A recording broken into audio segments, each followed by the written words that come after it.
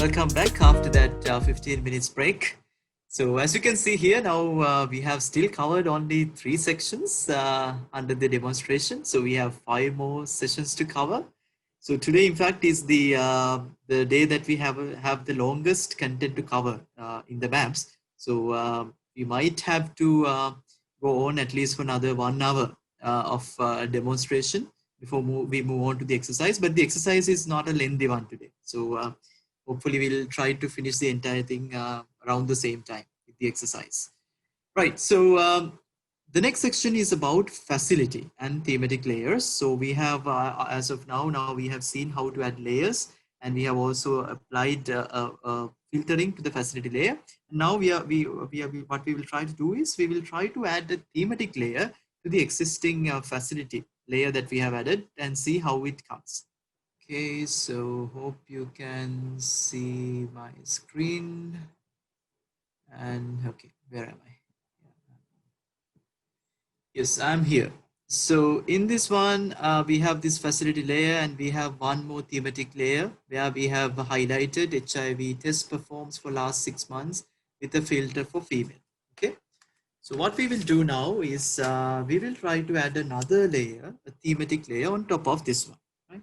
So this thematic layer will be for the HIV tests positives. Right? So I'm going to click on add layer, and I will add a thematic layer. And here I will select the data element in the group HIV, and the name of data element will be HIV tests positive, right? And the period will be relative, and we will select last 6 months like this. Okay, and we will keep it as single display period. And then the org unit, I will select training land, and here let us try to display it at district level. Okay, right. Let us also move on and add a filter to this one. We will add the same filter because our HIV test perform already has a filter for female.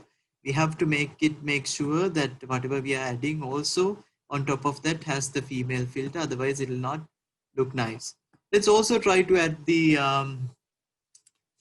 intervals. Okay, so let's try to do that, and we'll try to set it as equal intervals with 5 classes, but let's try to select a different color ramp. So we will maybe try to select this one. Yeah. Okay, right. And one more thing we can do, we can try and clicking on these labels and see what it does. So basically what will happen is when we enable label, it will display the name of the particular layer, the disaggregation, whether it be a facility or a district, the district name or a facility name will be appearing, right? And we can also define the size the text should appear and whether it should be bold. So this is what we have configured so far for the new layer. We are trying to display HIV test positive for the last 6 months for the entire country at district level, filtered with female gender and with this styling. So I'm going to click on add layer. So I click add layer and see what happens. Right. So now the newest layer is right at the top. Yeah, I mean covering all other layers that are below it, and you can also see that now we are seeing the text of each district. The label is appearing, so we can easily understand which district what we are looking at, right? So let us just appreciate what we are seeing on this particular layer. So we are seeing, in fact, the new one is about HIV test positive. So we can see like most of the districts have very less number of test positives, including Bird, and desert districts. But of course, the dinner district is, right? Now, do we have some issue here? One problem we are having is now we are actually seeing this district, the test positivity in district level. And then here we have the HIV test performed, which are at facility level. But because we have added this district thematic layer on top of the facility one, it is somewhat, like we can't actually see what is there in the facility level, right? Of course, we can change the transparency and adjust it a bit. But ideally, what should happen is if this facility level representation comes on top of the district one, it will be much more clear. Don't you think so? But now we don't have to start everything all over again because of the layered configuration. What we can quickly do is we can in fact drag and drop layers, right? So we can just drag it like that and drop it on top of this one. So do you see what happened, right? Here now we can nicely see that district level, that is positive, the positivity layer is now in the layer number 3, and the HIV test performed at facility level is now at the layer 4, which is right at the top. Can you see? Okay.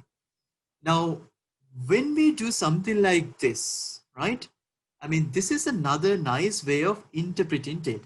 Can you see, like what, I mean, like, would you be able to give me some analytic outputs by, I mean, like just by looking at this, what are the decisions, I mean, some interpretations that you can make by looking at this? What do you see?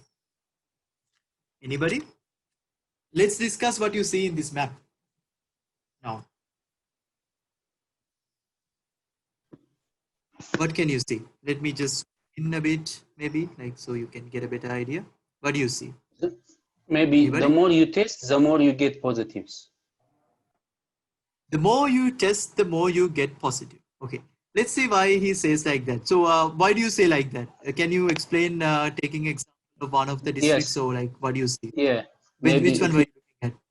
dinner district and game districts. Dinner district. Yeah, And dinner game and game district, district. you see the Yeah. larger the dark dots, the dark circles shows Yeah. they have tested more individuals. They And have tested more. Yes, exactly.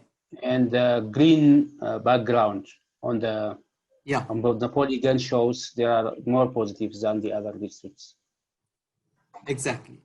So I hope it is clear to everyone. It was really nicely explained, Derib. So you have basically what you are seeing is like as he has interpreted. So the more you have tested, so you can see like with these circles, right? Especially this one, right? They have tested more, and the green color is about the positivity. So the more you tested, the more you positive. But like when you say like that, Derib, the other part that you kind of could have expanded is you should also take an example from a district that is having lesser number of tests performed and the lesser number of positives. So for example, let's also take the example of an insect district. So in insect, we see worm dispensary and all these facilities, they have performed very less number of tests. Can you see?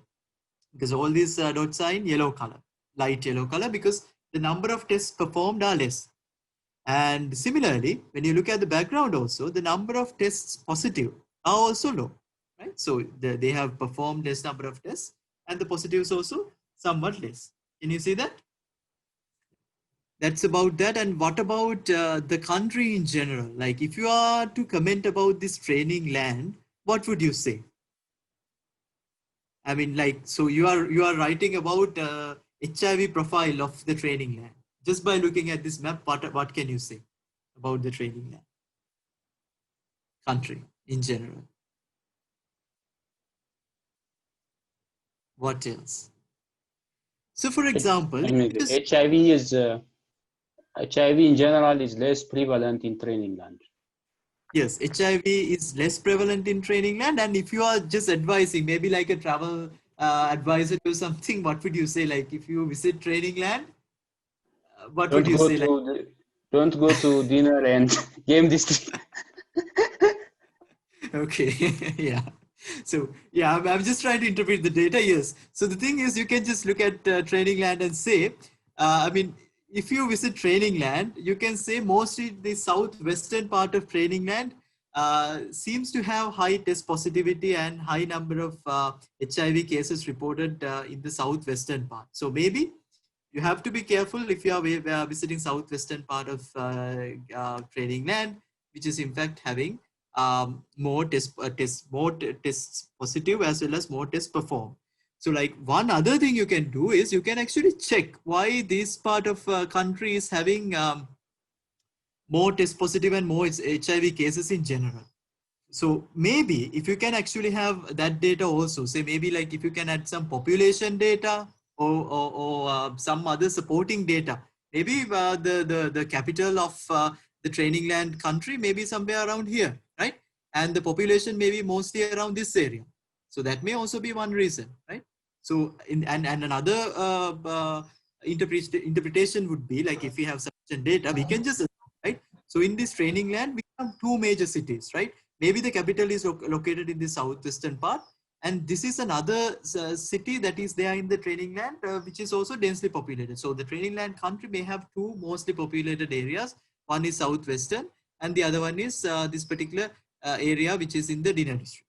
Right? So that kind of nice interpretations you can do when you have this kind of visualizations done on maps, which is not really positive, which is not really probable when you are actually having tables and graphs as the modes of visualizations. Is that clear up to this point? So with this, we reach the halfway mark in the demonstration.